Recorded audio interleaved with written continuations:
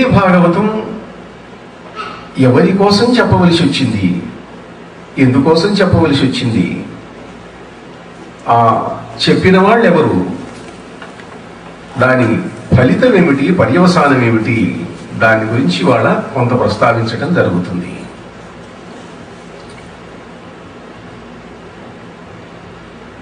పరీక్షణ్ మహారాజు కథ భాగవతంలో ఉంది. శ్రీమద్ భాగవతం, విష్ణు భాగవతం దాంట్లోనూ ఉన్నది, దేవీ భాగవతంలోనూ ఉన్నది. కొద్ది తేడాలు ఉన్నాయనుకోండి. భాగవతం ఏం చెబుతున్నది, విష్ణు భాగవతం అని అంటే పరీక్షణ్ మహారాజు ముని శాపం వల్ల 7 రోజులలో మరణించవలసి వచ్చింది. ఆ మరణించవలసి రావటం వల్ల 7 రోజులలో ముక్తికి పోయేటువంటి మార్గం కావాలి అని అనుకున్నాడు ఆయన. శుక మహర్షి వచ్చి భాగవతాన్ని వినిపించాడు. వినిపించినందువల్ల ఆయనకు ముక్తి కలిగింది. ఇది శ్రీమద్ భాగవతం చెప్పేటువంటిది. శుక మహర్షి చెప్పాడు అక్కడ. శుక మహర్షి కథ దేవీ భాగవతంలోనూ ఉంది. అయితే పరీక్షిత్తు కాలం నాటికి శుకుడు లేడు. దేవీ భాగవతం ప్రకారం శుకుడు వెళ్ళిపోయినాడు, శరీరాన్ని విడిచిపెట్టాడు. ఈ తేడా ఉన్నది. దేవీ భాగవతంలో పరీక్షిత్తుకు శుకుడు వచ్చి భాగవతాన్ని వినిపించటం అనేది లేదు. పరీక్షిత్తు పాము గెలిచింది, మరణించాడు, ప్రేతమై తిరుగుతున్నాడు, అతని ముక్తికి పోలే. ఈ ప్రధానమైన విభేదం ఉన్నది శ్రీమద్ భాగవతానికి, దేవీ భాగవతానికి. పరీక్షిత్తు ప్రేతమై తిరుగుతున్నాడు. బలవన్మరణం చెందిన వాళ్ళు, హత్య చేయబడిన వాళ్ళు ప్రేతమై తిరుగుతుంటారు. హఠాన్మరణం చెందిన వాళ్ళు, మళ్ళీ యుద్ధంలో వెంటనే మరణించిన వాడికి వీరస్వర్గం వస్తుంది. అలా కాకుండా గాయాలు తగిలి కొన్నాళ్ళు బాధపడి మరణించాడు అనుకోండి, ఏమో వాడు ఎక్కడికి పోతాడో, వాడు ప్రేతం కావచ్చు. కనుక పీక్కోని మరణించిన వాడు, బాధపడుతూ మరణించిన వాడు, యుద్ధం ఉన్నది, ఒక్కసారి తలకాయ తెగిపోయింది, ఏదో తుపాకీ గుండు లోపలికి దూసుకుపోయింది, ఫిరంగి గుండు వచ్చినాయి, బాంబులు పడ్డాయి, మరణించారు. ఆ మరణాలు వేరు. ఈ మరణాలలో యుద్ధ మరణాలకు మాత్రం విలువ ఇచ్చింది. ద్వావిమౌ పురుషౌ లోకే సూర్యమండల భేదినౌ పరివ్రాట్ యోగయుక్తశ్చ రణేచ అభిముఖే హతః. 2 పురుషులు, 2 మనుష్యులు సూర్యమండలాన్ని ఛేదించుకొని పైకి వెళ్తారు. ఎవరు వాళ్ళు? పరివ్రాట్ యోగయుక్తశ్చ, యోగయుక్తుడైనటువంటి పరివ్రాజకుడు వెళ్తాడు. రణేచ అభిముఖే హతః, యుద్ధం చేస్తూ శత్రువు చేతుల్లో అప్పటికప్పుడు మరణించిన వాడు. మరణించేటప్పటికి బాధ, వేదన, రోగము ఏముండదు, ఆ క్షణంలో మరణించాలి. అలా మరణించిన వాడు వెళ్ళిపోతాడు పైకి. మిగిలిన వాళ్ళంతా బలవన్మరణాలు, హఠాన్మరణాలు, బాంబులు పడ్డాయి, ఏదో జరిగింది, నీళ్ళల్లో పడ్డాడు, ఓడ వేలిపోయింది, ప్రమాదాలు జరుగుతున్నాయి, వాళ్ళంతా ప్రేతములుగాక తప్పదు. కొంతమంది అనుకుంటారు, ఈ కష్టాలేం మళ్ళాకుంటున్నాం, హాయిగా సూసైడ్ కమిట్ చేసుకుందాం. చేస్తే ఏం లేదు, పైన పోయి ఇంకాస్త బాధలు పడాలి, ఇంకొంచెం కష్టాలు పడాలి, ఇంకొంచెం వేదన అనుభవించాలి. ఇక్కడ మీకు ఆకలి అయితే కాస్త అన్నం నేను అడుక్కోనైనా, అక్కడ అన్నం పెట్టేవాడు ఉండడు, ఆకలి అవుతూ ఉంటుంది, దప్పికైతూ ఉంటుంది, బాధలు పడుతూ ఉంటారు, తిరుగుతూ ఉంటారు.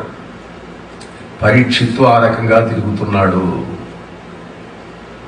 దేవీ భాగవతం ప్రకారం అలా జరిగింది. ఎందుకు జరిగింది అట్లా? బలవన్మరణం, పాము గరిచింది. పాము గరిచి మరణిస్తే స్వర్గం ఎట్లా వస్తుంది? స్వర్గం రాదు, వాడు ప్రేతమై తిరుగుతున్నాడు అంటుంది దేవీ భాగవతం. అక్కడ ప్రథమ స్కంధంలో, దేవీ భాగవతంలో దీనికి హేతు అయినటువంటి వ్యక్తుల యొక్క కథలు ఇచ్చారు. పరీక్షిత్తు మరణించటం, జనమేజయుడు సర్పయాగం చేయటం, ఆ కథలన్నీ కూడాను ప్రథమ స్కందంలో మనకు దేవీ భాగవతంలో కనిపిస్తే, సరే విష్ణు భాగవతంలోనూ కూడా ఉన్నదనుకోండి. దాంట్లో కొన్ని చాలా ఒకటి రెండు చాలా సున్నితమైన చిత్రమైన అంశాలు ఉన్నాయి. అందుకని వాటిని కూడా కొద్దిగా ప్రస్తావిస్తాను. ప్రథమ స్కంద భాగం, ప్రథమ స్కంద కథా విశేషాలు. పరీక్షిత్తు వేటకు వెళ్ళాడు. అతడు కృష్ణ భక్తుడు, మహాపురుషుడు, ధర్మాన్ని 4 పాదములతో పరిపాలించేటట్లుగా చేస్తున్నటువంటి వాడు. వేటకు వెళ్ళాడు. వేటకు వెళితే పరాక్రమవంతుడు కనుక, వీరుడు కనుక బాగా ముందుకెళ్ళాడు. సైన్యం అతన్ని అందుకోలేకపోయింది. దూసుకొని పోతున్నాడు ముందుకు, ఎక్కడికో వెళ్తున్నాడు. అలిసిపోయినాడు. అలిసిపోయి అక్కడ ఏమీ కనపడలేదు. ఒక ఆశ్రమానికి వెళ్ళాడు. ఆశ్రమానికి వెళితే అక్కడ ఎవరో చెట్టు కింద కూర్చొని కళ్ళు మూసుకొని కూర్చొని ఉన్నాడు ఒక ఆయన. నాకు దప్పికైతున్నది, నాకు నీళ్లు కావాలి అన్నాడు. ఆ ముని వినలేదు, ఆయనకు వినపడలేదు. ఈయన కోపం వచ్చింది. నా అంతవాడు ఈ దేశాన్ని నేనే చక్రవర్తి, నేను స్వయంగా వచ్చి ఆకలితో ఉంటే దప్పికతో ఉంటే నేను పిలిచినా కూడా పలకకుండా ఆయన కళ్ళు మూసుకొని కూర్చున్నాడు. వీళ్ళంతా ఇంటనే కళ్ళు మూసుకొని కూర్చుంటారు అని అనుకున్నాడు. కోపం వచ్చింది. కోపం వచ్చి అటు చూశాడు. ఏదో పాము పడున్నది. ఆ పామును తీసుకొచ్చి ఆయన మెళ్ళో వేశాడు. పామును మెళ్ళో వేస్తే కోపం తీరుతుందా? ఇప్పుడు మనిషి యొక్క కోపం తీరాలి.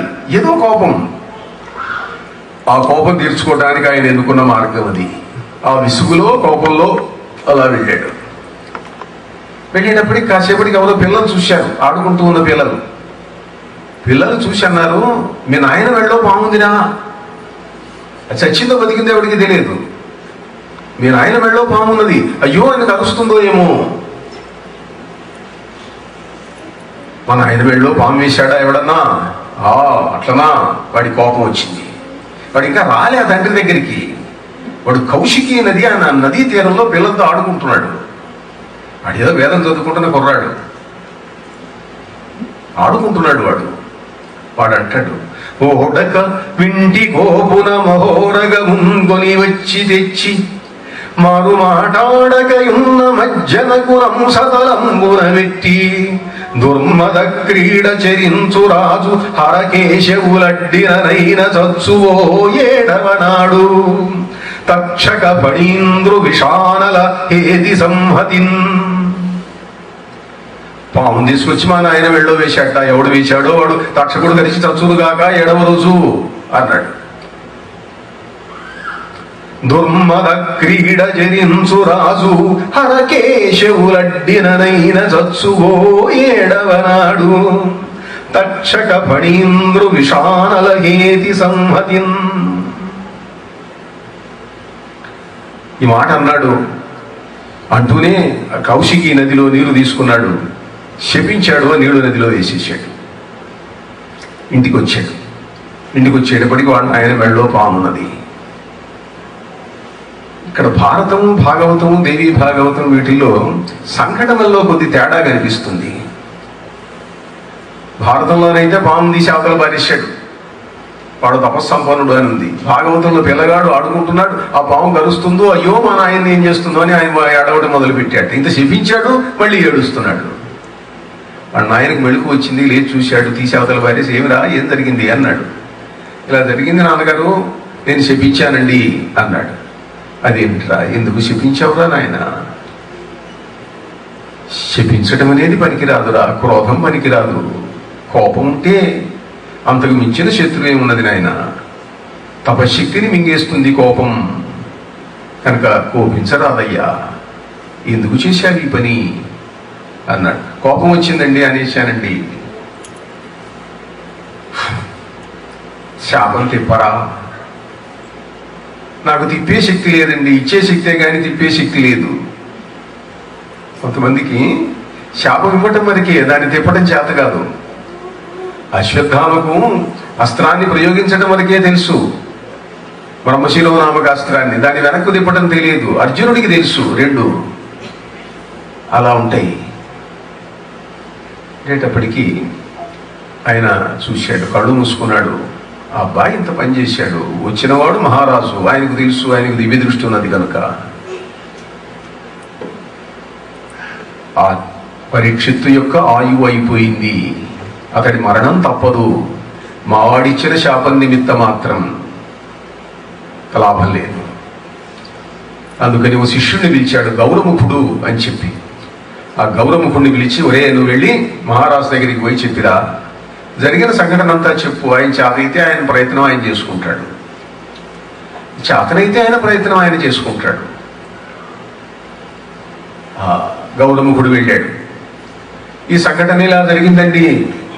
శమీక మహర్షి యొక్క కుమారుడు శృంగి ఆయన మిమ్మల్ని శపించాడు. మహర్షి మీకు చెప్పిరమ్మన్నాడు, విషయం చెబుతున్నాను అన్నాడు. చెప్పాడు, వాడు వెళ్ళిపోయినాడు. పరీక్షిత్తు ఏం చేయాలో తోచలేదు. ఇక్కడ 7 రోజులు జరుగుతున్నది. 7 రోజులు జరుగుతూ ఉంటే శృంగి ఆడుకుంటున్నాడు కుర్రాడు. ఆ తోటి స్నేహితులందరూ ఆ సంఘటన అయిపోయింది, వాళ్ళ నాయన మళ్ళీ మామూలు రొటీన్లో పడ్డారు. 2 రోజులు గడిచింది. ఈ పిల్లలు ఆడుకుంటూ ఉంటే ఈ శృంగిని అడిగారు మిగతా పిల్లలు, ఉదయం నువ్వు మాతో పాటు రోజు చదువుకుంటున్నావు, వేదం చదువుతున్నావు, నువ్వు ఇంకా తపస్సు చేయలేదు, ఏమీ చేయలేదు, నీకు శపించే శక్తి ఎక్కడి నుంచి వచ్చింది? నీకు శపించే శక్తి ఎక్కడి నుంచి వచ్చింది? నువ్వు మాతో పాటు తిరుగుతున్నావు, ఆడుకుంటున్నావు అని అడిగారు. అదిగాక శాపంలో తక్షకుడు తెలిసి చస్తాడన్నావు. తక్షకుడు ఎవర్రా? మీ ఫ్రెండా? ఇంకేమన్నా బాగా తెలుసునా తక్షకుడు? తక్షకుడు ఎవరో నాకేం తెలుసును అన్నాడు. మరి ఏమీ తెలియదు, తక్షకుడు తెలిసి 7 రోజుల్లో మరణిస్తామని చెప్పావుగా, నువ్వు శపించావుగా అంటే. అన్నా నిజమే, తక్షకుడు ఎవరో నాకు తెలియదు, కానీ నాకు అప్పుడప్పుడు కనిపిస్తుంటాడు. ఏమిటిది అని అంటే, దీని వెనకాల ఒక అద్భుతమైన తాంత్రిక కథ ఉన్నది. పురాణంలో లేదనుకోండి, సందర్భం వచ్చింది కాబట్టి చెబుతున్నాను. అంటే ఒక కథ వస్తే ఆ కథ ఒక పురాణంలో ఎట్లా ఉంది, మరో పురాణంలో ఎట్లా ఉంది, తంత్ర గ్రంథాలలో ఎట్లా ఉంది, లేకపోతే లోకోక్తుల్లో ఎట్లా ఉన్నది, ప్రజలేమనుకుంటున్నారు, ఎన్నో దాని వెనకాల ఉంటాయి. వాటిలో మనకి ఇష్టమైంది గ్రహించవచ్చు, ఇష్టం లేదు వదిలేసేయచ్చు. దానికి దీని వెనకాల సంఘటన ఉంది, అది ఏమిటో చెప్పరా మాకు అన్నారు. నేను కౌశికీ నది దగ్గర ఒకరోజు ఆశ్రమానికి పండ్లు, పూలు, సమిధులు ఇవన్నీ తీసుకురావడానికి వెళ్ళాను. వెళ్తే అక్కడ పొదల్లో నుంచి ఆ పెద్ద పుట్ట ఒకటి ఉన్నది. ఆ పుట్టలో నుంచి ఓ వెలుగుల్లాగా పైకి వచ్చినాయి. తీరా చూస్తే ఓ పెద్ద పాము పైకి లేచింది. ఆ పడగ మీద పెద్ద రత్నం ఉన్నది. రత్నఛాయాం యతికర ఇవ ప్రేక్ష్యమే తత్పురస్తాత్ వల్మీకాగ్రాత్ ప్రభవతి ధను ఖండమాఖండలస్య అంటాడు కవికుల గురువు కాళిదాసు. పుట్ట మీద నుంచి పాము వస్తున్నది. ఆ పుట్ట మీద నుంచి ఆ వెలుగులు వస్తూ ఉంటే అంతరిక్షంలో ఇంద్రచాపం వెలిసినట్టుగా కనిపిస్తున్నది అంటాడు కాళిదాసు. వల్మీకాగ్రాత్ ప్రభవతి ధను ఖండమాఖండలస్య. ఆ వెలుగులు కన్నులు మిరిమిట్లు గొలిపినాయి. ఆ పాము అలా ఎత్తి పడగ ఎత్తి నిల్చున్నది. నాకు భయం వేసింది. నా మీదికి వస్తున్నట్టుగా ఉంది, ముసపెడుతున్నది. ఆ భూత్కారాన్ని చూసి నేను భయపడ్డాను. నేను వెనక్కు పరిగెత్తుతామా, పరిగెత్తే శక్తి కూడా లేదు. దాన్ని చూస్తుంటే భయం వేస్తున్నది. ఇంతలో నా వెనకాల నుంచి ఒక విప్రుడు వచ్చాడు. అతడు నన్ను నిల్చున్నాడు. నాగరాజా, వెనక్కు వెళ్ళిపో, ఇతడు మన మిత్రుడు, మనకు కావలసిన వాడు అన్నాడు. ఆ పాము వెళ్ళిపోయింది. అయ్యా, ఎవరు మీరు? నన్ను పాము నుండి రక్షించారు అని అడిగాడు ఈ శృంగి. నీకు కావలసిన వాడిని నేను, నీకోసం వచ్చానయ్యా. అదేమిటండి, అంత పాము మీరు పొమ్మంటే పోయింది ఆమెనా? ఆజ్ఞాబద్ధైన సేవకురాల్లాగా, ఆజ్ఞాబద్ధుడైన సేవకుడులాగా మీరు పో అనగానే వాడు వెళ్ళిపోయినాడు. ఏమిటిది, ఎంత ఆశ్చర్యంగా ఉంది నాకు. ఇది ఏమి విద్య? మీరు ఎంత తపస్సు చేశారు? ఎవరు మీరు అన్నారు. నేను విశ్వామిత్రుడి వంశానికి చెందినవాడిని. మా నాయన ఒక నాగకన్యను పెళ్లి చేసుకున్నాడు. ఆ నాగకన్యను పెళ్లి చేసుకున్నందువల్ల నాగజాతి నుండి కొన్ని సిద్ధ రహస్యాలు తెలిసినాయి మా కుటుంబానికి. నా తల్లిదండ్రులు నాకు ఒక విద్య నేర్పారు. నేనేం తపస్సు చేయలేదు, ఏమీ లేదు. తపస్సు చేయకుండా ఇంత శక్తి ఎట్లా వచ్చింది? కొన్ని విద్యలంతే గురువు శిష్యుడికి చెబుతాడు, చెప్పిన మరుక్షణం నుంచి పనిచేస్తుంది. దానికి తపస్సుతో పని లేదు. ఈ నాగ విద్య అటువంటిది నాకు నా పెద్దలు చెప్పారు. నాగజాతికి మానవ జాతికి సంబంధం ఉన్నది. నాగజాతి వాడిని మీ నాయన ఎట్లా పెళ్లి చేసుకున్నాడు? నాగం అంటే పాము కదా అని అంటే, పాము పామే, కానీ నాగజాతిలో మానవాకారంతో జీవించేటువంటి నాగులున్నారు. వాళ్లకు మనకు సంబంధాలు ఉన్నాయి. రాముని కుమారుడు కుశుడు కుముద్వతి అని ఒక నాగజాతి కన్యను పెళ్లి చేసుకున్నాడు. కుశుడి యొక్క భార్య నాగజాతికి చెందింది. అలానే షట్చక్రవర్తులు ఉన్నారు. ఆ షట్చక్రవర్తులు హరిశ్చంద్రో నలో రాజా పురుగుత్సః పురూరవ సగర కార్తవీర్యశ్చ షడేతి చక్రవర్తిన. ఇందులో పురుకుత్సుడు అనేవాడు ఉన్నాడు. మాంధాత యొక్క కుమారుడు, మహాచక్రవర్తి మహావీరుడు అయినటువంటి మాంధాత యొక్క కుమారుడు ఉన్నాడు పురుకుత్సుడు. అతడు కూడా నాగజాతి స్త్రీని పెళ్లి చేసుకున్నాడు. నాగజాతి స్త్రీని కన్యను పెళ్లి చేసుకొని వాళ్లకు ఉపకారం చేశాడు. వాళ్ళకు శత్రువులైనటువంటి గంధర్వులను వధించాడు. అందుకే అతని భార్య పేరు నర్మద. ఎవరు నర్మదను పురుగుత్సుని స్మరిస్తారో సర్పాలు వాళ్ళని ఏం చెయ్యబోని వాళ్ళు వరమిచ్చారు. వేదంలోని నాగ మంత్రములలో నర్మదా రుక్కు కూడా ఒకటి ఉన్నది. అలా మానవ జాతికి నాగజాతికి సంబంధాలు ఉన్నాయి. మరొక సంబంధం తర్వాత వస్తుంది. అంటే మరి సరేనండి, సంతోషం, బాగుంది. ఈ విద్య నాకు నేర్చుకోవాలన్నది. మీరు అద్భుతమైన విద్య ప్రదర్శించారు, నేర్చుకో, నీకు నేర్పుతాను అన్నాడు. మా నాయనతో చెప్తానండి, మా నాయన అనుమతి తీసుకుంటాను, ఎందుకంటే మా నాన్న అనుమతి లేకుండా నేనేం తీసుకోను అన్నాడు. వీడు, నాన్న దగ్గర వేదం చదువుకుంటున్నాను నేను, ఆయనతో చెప్తాను, ఆశ్రమానికి వెళదాను రండి అన్నాడు. నేను మీ ఆశ్రమానికి రాను, నేను పని మీద వెళుతున్నాను. నీకు కావాలంటే ఇప్పుడు విద్య చెబుతా. మరి చెట్టనండి, తండ్రికి చెప్పకుండా అనుమతి లేకుండా తీసుకోవడం న్యాయం కాదు కదా. నేను నీ తండ్రి లాంటి వాడిని నేనయ్యా. వేదం ఏం చెబుతున్నది, శాస్త్రం ఏం చెబుతున్నది? కన్నవాడు తండ్రి, పెంచినవాడు తండ్రి, ప్రమాదంలో ఉన్నప్పుడు ప్రాణభిక్ష పెట్టినవాడు తండ్రి. నేను నీకు ప్రాణభిక్ష పెట్టాను. వేదంలో శునశ్యపుడి కథ విన్నావా అన్నాడు. నేను ఇంకా అంతదాకా రాలేదండి, ఆ పాఠం మా నాయన ఇంకా నాకు చెప్పలేదన్నట్టు. వాడు, ఏమిటయ్యా అది అని అంటే, శునశ్యపుడు వరుణ రుక్కులని చెప్పాడు. హరిశ్చంద్రుడికి ఒకసారి వ్యాధి వచ్చింది, జలోదర వ్యాధి వచ్చింది. జలోదర వ్యాధి వస్తే ఆ వ్యాధి పోవాలే. వ్యాధి పోవటానికి వరుణుణ్ణి ప్రార్థించాడు. వరుణుడు అన్నాడు, నీవు నాకు యజ్ఞం చేస్తే, నరపశువును బలి ఇస్తే నీకు వ్యాధి పోతుంది అన్నాడు. నరపశువును బలి ఇవ్వటం, ఇలా కథలో నుంచి కథలోకి పోతుంటే చాలా చిత్రమైనటువంటి కథలు ఎన్నో వస్తూ ఉంటాయి. అతనికి పిల్లలు లేరు. పిల్లలు లేకపోతే వరుణుడిని ప్రార్థించాడు. ఆ రోజుల్లో ప్రధాన దేవతలు ఇంద్రుడు, వరుణుడు, అగ్ని.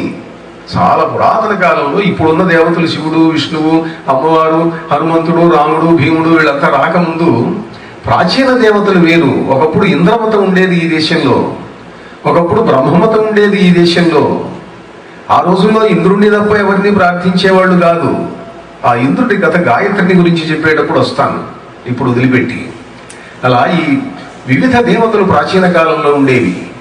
వరుణుణ్ణి ప్రార్థించేవాళ్ళు, ఏదైనా కష్టం వస్తే ఇంద్రుణ్ణి ప్రార్థించేవాళ్ళు, అంతేకాని ఇప్పుడున్న దేవతలను ప్రార్థించేవాళ్ళు కాదు. ఇప్పుడు కూడా ఏమవుతున్నదంటే, కొందరు దేవతలు బాధపడిపోయినారు, కొత్త కొత్త దేవతలు వస్తున్నారు. ఈ కొత్త కొత్త దేవతలు తొందరగా పనులు చేసి పెడుతున్నారని వాళ్ళు గుళ్ళు కడుతున్నారు. సరే, ఎవరి ఇష్టం వాళ్ళది, దానికేమి. లోకంలో వచ్చేటువంటి పరిణామం చాలా చిత్రంగా ఉంటుంది. కనుక వీడు శునశ్యపుడి కథలో ఏమిటనంటే, పిల్లలు లేని హరిశ్చంద్రుడు వరుణుడి అనుగ్రహం వల్ల పిల్లవాడు పుట్టాడు. ఆ పిల్లవాడిని చంపి నాకు యజ్ఞం చెయ్యి అన్నాడు వరుణుడు. చేస్తాను అన్నాడు. పిల్లవాడి మీద మమకారం ఎన్నాళ్ళు చెయ్యడు. వరుణుడు వచ్చాడు, ఏమయ్యా నీ పిల్లవాడు పుట్టించాను కదా, కొన్నాళ్ళు పెంచుకున్నావు, సంతోషం కలిగింది కదా, యజ్ఞం చెయ్యి అన్నాడు. పిల్లగాడంటే మరీ పిల్లగాడు కదండి, కొంచెం పెరిగి కాస్త ముద్దు ముచ్చట చూసుకొని తర్వాత ఇస్తాను అన్నాడు. కొన్నాళ్ళు అయింది, మళ్ళీ వచ్చాడు. అసలు బలివ్వటం అంటే ఒడుగు కావాలి కదండి, ఒడుగైతే కదా మనిషి అయ్యేది, కనుక ఒడుగైన దాకా ఆగండి అన్నాడు. సరే ఆగాడు. మళ్ళీ ఒడుగైంది, మళ్ళీ వచ్చాడు. ఈసారి ఇంక ఇవ్వక తప్పేటట్టు లేదు.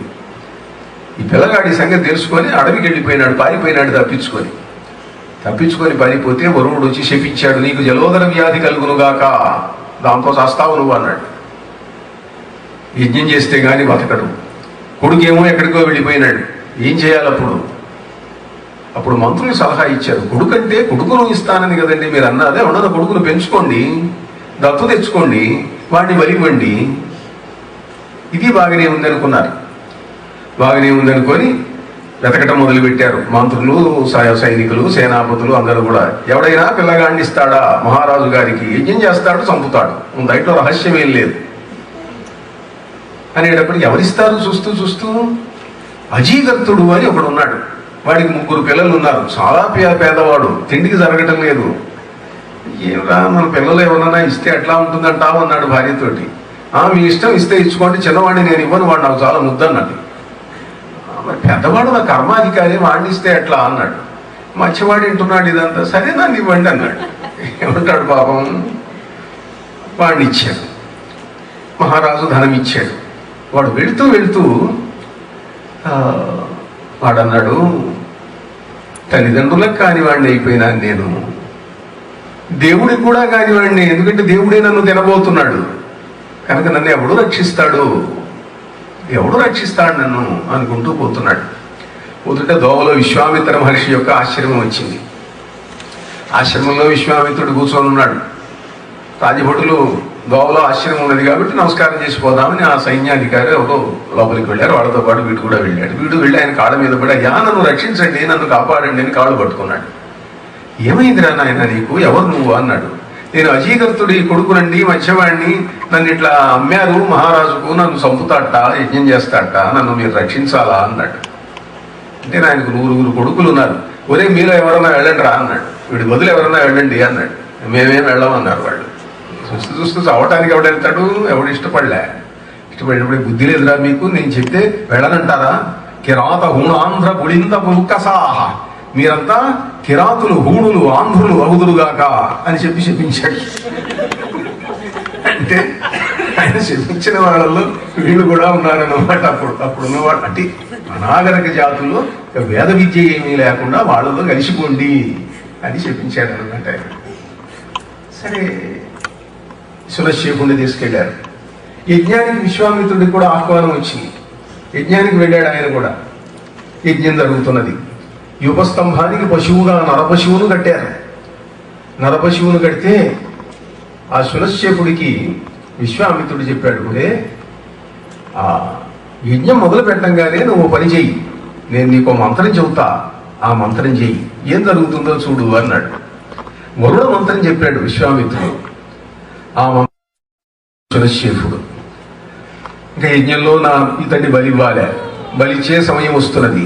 ఆ సమయం వచ్చేసరికి విశ్వామిత్రుడి యొక్క అనుగ్రహం వల్ల, ఇతడు చేసినటువంటి ఆ కొద్దిపాటి సాధన వల్ల అతడిలో నుండి వరుణ రుక్కులు రావటం మొదలుపెట్టినాయి. ఎక్కడి నుంచో అంతరిక్షంలో నుంచి వినిపిస్తున్నాయి, అతడికి మంత్రాలు వినిపిస్తున్నాయి. ఆ వినిపిస్తున్న మంత్రాలను పలుకుతున్నాడు. వరుణ రుక్కులు అతడి హృదయంలో నుంచి వస్తున్నాయి. వరుణ రుక్కులు వచ్చేసరికి ఆ వరుణ దేవుడు సంతోషించాడు. నన్ను ఇంత అద్భుతమైన మంత్రములతో స్తోత్రం చేశావు సునశ్యేప, నీకు ప్రాణదానాన్ని ఇస్తున్నాను. ఈ హరిశ్చంద్రుడు ఇంకా యజ్ఞం చేయక్కర్లా, యజ్ఞం చేస్తే ఏ ఫలితం వస్తుందో ఆ ఫలితాన్ని అతడికి ఇస్తున్నాను నేను.